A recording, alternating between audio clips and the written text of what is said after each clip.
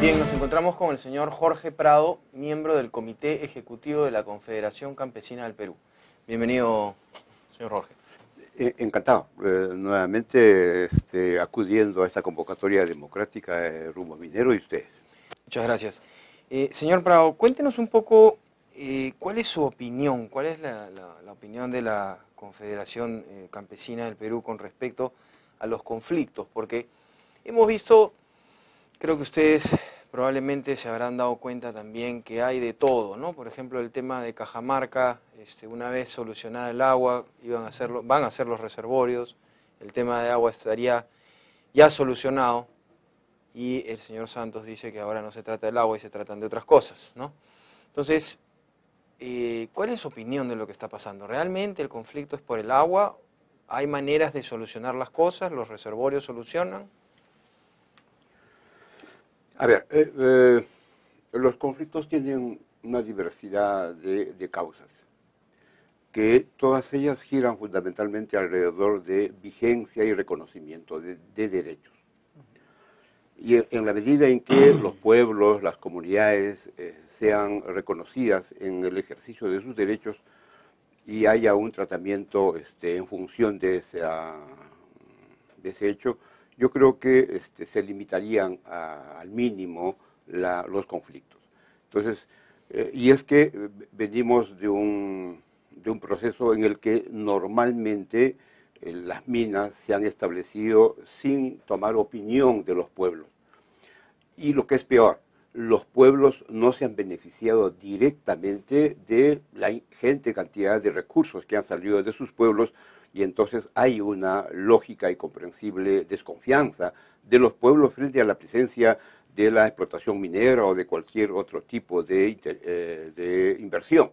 Entonces aquí lo que hay que ver es la manera de restablecer una relación de confianza entre el pueblo, los pueblos, las comunidades, el inversionista y el importante rol del Estado. Entonces, aquí hay todo un proceso de reconstrucción de relación social, de confianza, que por diversas razones, ya por el inversionista, ya por problemas de la violencia o por la irresponsable manera como se maneja el Estado, bueno, pues ha venido una situación donde los pueblos experimentan una extrema pobreza. Claro, pero hay dos cosas ahí, disculpe. El tema de, primero, no todas las minas son así, correcto, hay muchos casos de éxito de empresas mineras, ¿no?, donde los pueblos realmente han cambiado, ¿no? Eso es por un lado. Y por el otro lado, la empresa no es el gobierno, ¿no? El gobierno tiene que cumplir con su parte también, ¿no? Así es. Sin embargo, no podemos desconocer las experiencias exitosas de buen relacionamiento entre los pueblos y la inversión. Eso es inevitable, está allí, no se puede negar. Sin embargo, no forma parte de la generalidad, forma parte aún de la excepción. Lo que cuenta aquí, en todo caso, para los problemas de conflicto, es la larga lista de procesos que han habido en el Perú de explotación minera de diferentes tipos. Bueno, pues ahí están Sí, pero los resultados. hay un tema, Jorge, tú te refieres al derecho fundamental del campesino, y el derecho fundamental, esa vida maestra la constituye el agua para saciar la sed de sus ganados, el agua para regar los campos, para la agricultura, el agua que no se va a perder, como lamentablemente la gran mayoría del agua que discurre hacia el mar. Y luego un mecanismo, como tú bien dices, para lograr consensos es la llamada ley de consulta previa, su reglamento y la identificación de las comunidades campesinas. Lo que sí no hay en determinadas regiones son interlocutores válidos. El presidente regional de Cajamarca, Gregorio Santos, no es un interlocutor válido porque toma una posición sin argumentos en contra de Minas Conga, sin darse cuenta que está sumiendo a Cajamarca en la más absoluta pobreza. Cajamarca, junto con Apurímac y Huancavelica, pues pasan largamente el 50% del índice de pobreza. ¿Tú crees que algún día estas personas entenderán que unidos vamos a lograr los propósitos y desunidos se van a debilitar? Es cierto que en los pueblos un componente importante de esa realidad está representada por el agua.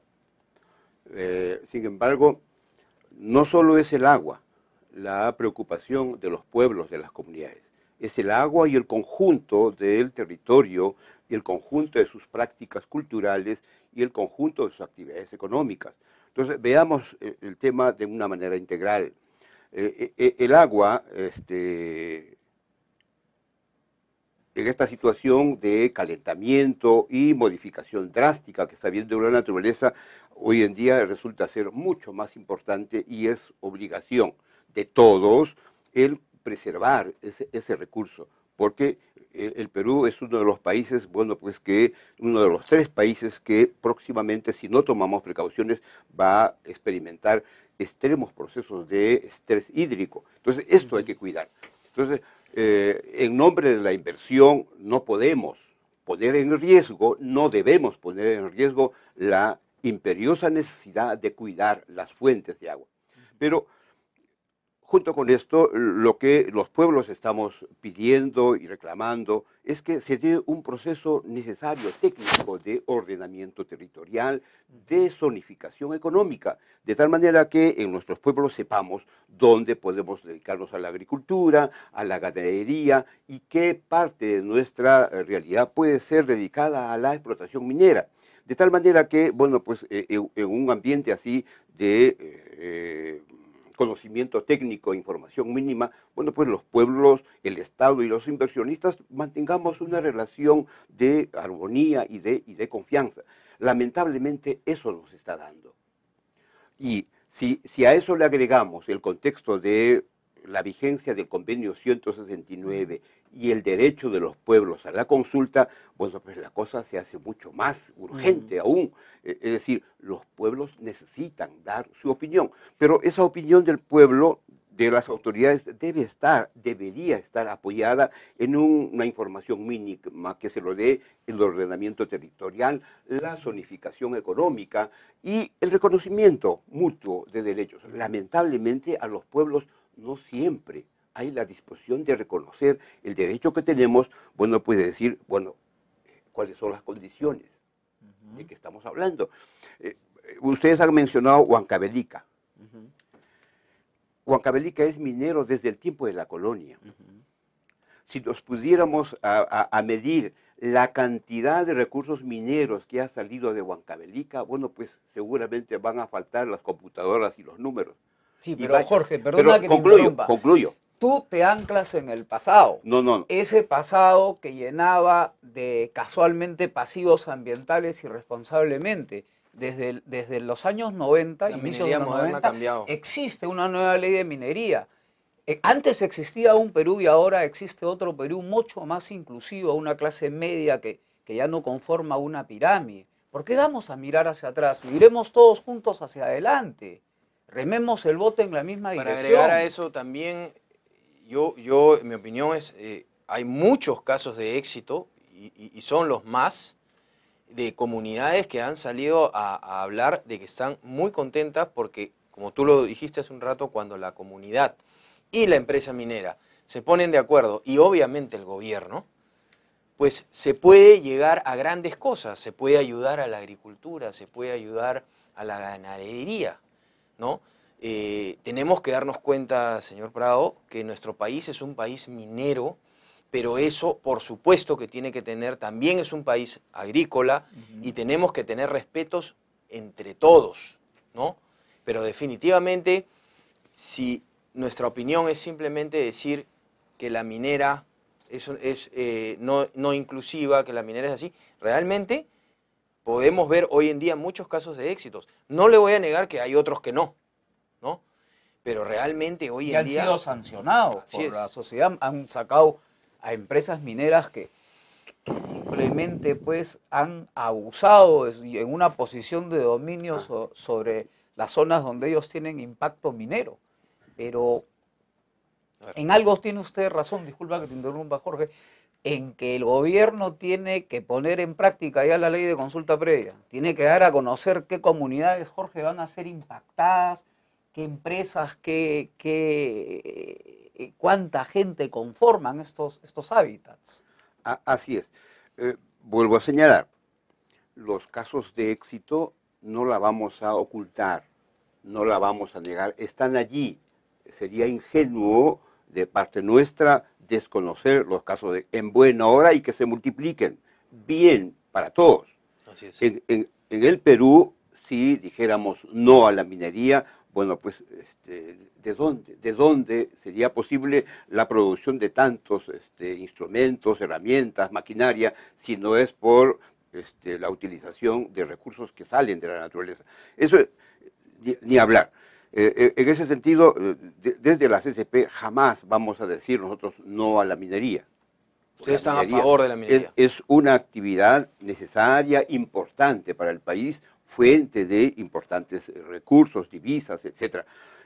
Sin embargo, no debemos dejar de mirar al pasado, porque si no vemos bien de dónde venimos, estamos expuestos a seguir cometiendo los mismos errores. Correcto. Entonces, en ese sentido, cuando ponía el ejemplo de Huancavelica, decía, ahí está ese pueblo que ha atado como fuente de recursos tantos miles de millones y está sumido en la extrema pobreza. Entonces, allí, responsabilidad de los pueblos, responsabilidad de la inversión, responsabilidad del Estado, que no supimos reconocer cuál es la contribución que nos corresponde, qué porcentaje le corresponde al inversionista, qué porcentaje le corresponde a los pueblos y qué tanto al Estado, Correcto. etc. Entonces, si hacemos ese reconocimiento natural, democrático, de derechos, lógicamente las cosas van a funcionar muy bien y este proceso de crecimiento que se da en el país se transformará rápidamente en desarrollo y bienestar para todos. Eso es lo que buscamos. Así es. Señor Prado, mire, para terminar, nos complace escuchar eso de una confederación tan importante como la Confederación Campesina. Todos tenemos nuestros derechos en este país, todos por igual, y es verdad que es bueno ver el pasado para que no se repita las malas cosas y para repetir las buenas, ¿no?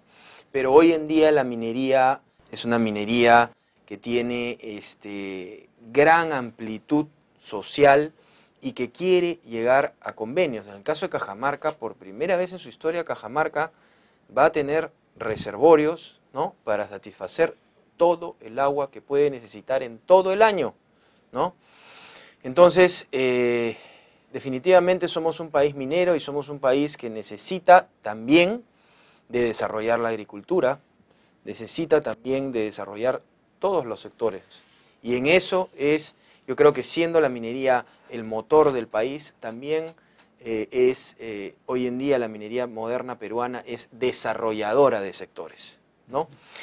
Señor Prado, le agradecemos muchísimo por estar con nosotros en el programa. Sí, de parte nuestra, encantado de acudir a la convocatoria de ustedes. Nos interesa tratar de una manera proactiva, propositiva, los problemas que tenemos en el país y desde los pueblos y las comunidades lo que esperamos es que se reconozca derechos y entonces en un ambiente de diálogo democrático yo creo que Correcto. Todos ganamos. Así es, y ese es el futuro del país.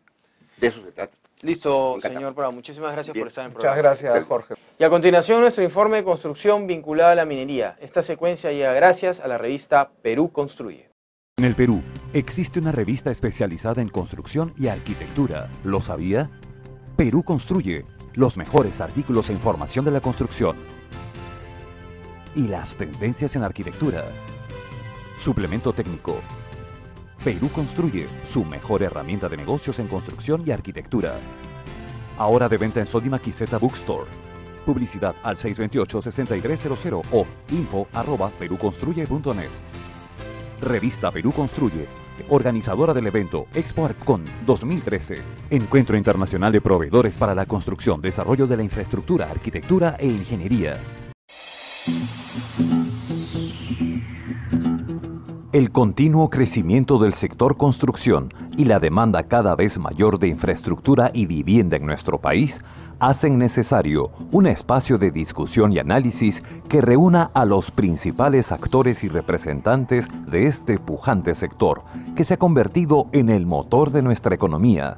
Es en ese contexto que el Grupo Digama está organizando el primer encuentro internacional de proveedores para la construcción, desarrollo de infraestructura, arquitectura e ingeniería, Expo Arcon 2013, evento presidido por Ismael Benavides Ferreiros, exministro de Economía y Finanzas, que se realizará en el Centro de Exposiciones Jockey del 3 al 5 de julio del 2013. Expo Arcon 2013, en alianza estratégica con la Asociación para el Fomento de la Infraestructura Nacional, AFIN, se convertirá en ese espacio de discusión y análisis en el que los asistentes podrán interactuar con proveedores de la industria de la construcción, así como con compradores, constructores, ingenieros, arquitectos, autoridades gremiales y gobiernos regionales. El Comité Consultivo de Expo Arcon 2013 está conformado por los señores Roque Benavides, presidente de Compañía de Minas Buenaventura, Julio de la Piedra, gerente de la División de Edificaciones de GIM S.A., Gonzalo Prialé, presidente de la Asociación para el Fomento de la Infraestructura Nacional, AFIN, Javier Sota Nadal, ex decano del Colegio de Arquitectos del Perú y ex ministro de Educación, Gastón Barúa, presidente del Instituto Nacional de la Construcción, INAC, José Vizquerra, director gerente general de Buenaventura Ingenieros, José Miguel Morales, expresidente de la Confederación Nacional de Instituciones Empresariales Privadas, CONFIEP, y Julio Valls Yen, gerente general de Contacto Corredores de Seguros. Este evento incluirá 6 fórums internacionales. Primer Fórum Internacional de Inversión en Infraestructura. Primer Fórum Internacional de Ingeniería y Tecnología. Primer Fórum Internacional de Construcción. Primer Fórum Internacional de Arquitectura. Primer Fórum Internacional de Gestión de Compras de Productos y Servicios de Construcción y Primer Fórum Internacional de Obras y Proyectos de Construcción en Minería. Estos harán de Expo Arcon 2013 una feria de calidad internacional y una gran oportunidad para todas las empresas y profesionales que deseen actualizarse en los distintos temas del sector. Expo Arcon 2013.